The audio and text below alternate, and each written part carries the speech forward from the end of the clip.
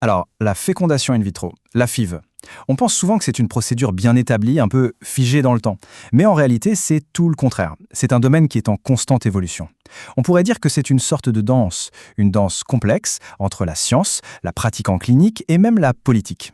Aujourd'hui, c'est cette danse qu'on va essayer de décortiquer en partant du plus petit détail en laboratoire pour remonter jusqu'aux plus grands enjeux de société. Voilà la question centrale, celle qui anime vraiment tout ce domaine. Et pour tenter d'y répondre, on va devoir s'aventurer dans les recoins d'un labo, se mettre à l'écoute du corps des patientes et même interroger les fondations de notre société. La réponse, comme on va le voir, elle est loin, très loin d'être simple. Bon alors, allons-y. Plongeons au cœur du sujet. Tout commence vraiment à une échelle microscopique. On va zoomer sur les détails, sur ce qu'il faut pour créer l'environnement absolument parfait pour qu'un embryon puisse démarrer sa croissance.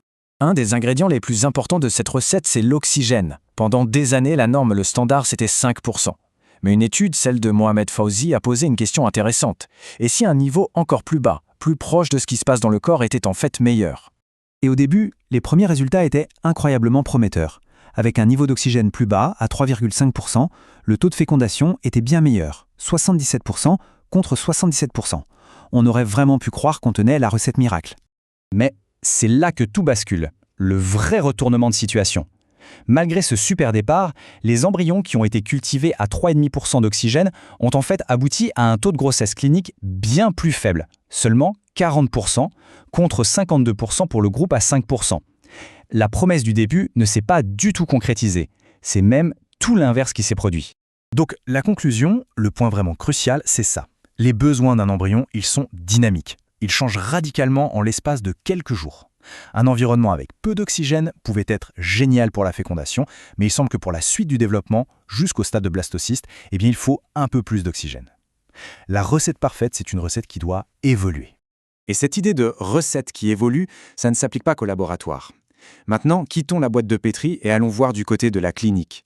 Parce que l'approche pour la patiente, elle aussi, est tout aussi complexe. Il n'y a pas de solution unique qui marche pour tout le monde. Et justement, voici une approche qui incarne parfaitement la philosophie du « moins, c'est plus ». C'est la FIV en cycle naturel modifié. L'idée, c'est qu'au lieu de surstimuler les ovaires, ce protocole travaille avec le cycle naturel du corps pour se concentrer sur le follicule dominant que le corps a déjà choisi lui-même. La différence de philosophie est énorme.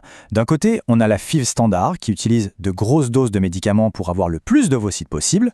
De l'autre, la FIV en edgeworm qui utilise juste une stimulation minimale pour empêcher une ovulation trop précoce et soutenir le follicule qui est déjà en train de grossir. Les avantages, ils sont clairs. Un coût bien plus faible en médicaments et un risque quasiment nul de faire un syndrome d'hyperstimulation ovarienne, ce qui peut être une complication assez grave. Et maintenant, faisons un dernier zoom arrière. Passons au niveau de la société tout entière. Parce que même avec la meilleure science de laboratoire et les protocoles les plus personnalisés, le plus gros obstacle pour beaucoup de gens, il n'est ni scientifique ni médical, c'est tout simplement l'accès aux soins. Ce chiffre, il est vraiment parlant. Aux États-Unis, on estime que seulement 40% de la demande en service de FIV est satisfaite. Ça veut dire quoi? Ça veut dire qu'une majorité de personnes qui pourraient avoir besoin de ces traitements n'y ont tout simplement pas accès. Et forcément, ça a un impact direct. Seulement 1,6% de toutes les naissances vivantes aux États-Unis sont issues de la FIV.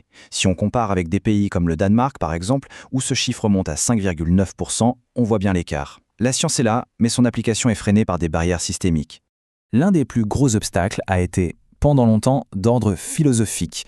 Il y a eu une longue, très longue bataille pour faire reconnaître l'infertilité, non pas comme un choix de vie, mais bien comme une maladie.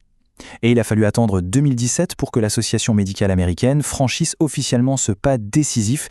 Cette citation du docteur Reindollar, elle résume parfaitement l'absurdité de la situation. Pendant des décennies, le système reproducteur a été traité différemment de tous les autres systèmes du corps humain. Cette reconnaissance, même tardive, est une étape absolument cruciale pour espérer avoir une meilleure couverture par les assurances et un accès plus juste. Alors que nous réserve l'avenir? On a voyagé du lado à la clinique, puis à la société. Maintenant, il est temps de rassembler tous ces fils pour voir un peu où tout ça nous mène. Le chemin à suivre, il se dessine sur plusieurs fronts en fait. Il faut bien sûr continuer à affiner la science dans les labos, à personnaliser les traitements pour chaque patiente, mais l'enjeu le plus important, il est peut-être ailleurs. Il faut absolument démanteler les barrières financières et sociétales et consolider une bonne fois pour toutes la reconnaissance de l'infertilité comme une condition médicale qui mérite des soins pour tous. Et c'est ça la grande question qui reste en suspens. Les progrès scientifiques sont remarquables et ça continue de s'accélérer. Mais à quoi bon tout ce progrès s'il n'est accessible qu'à une petite minorité? La véritable innovation, au final, ce ne sera pas seulement la prochaine découverte scientifique, ce sera notre capacité, en tant que société, à rendre ces petits miracles accessibles à tous.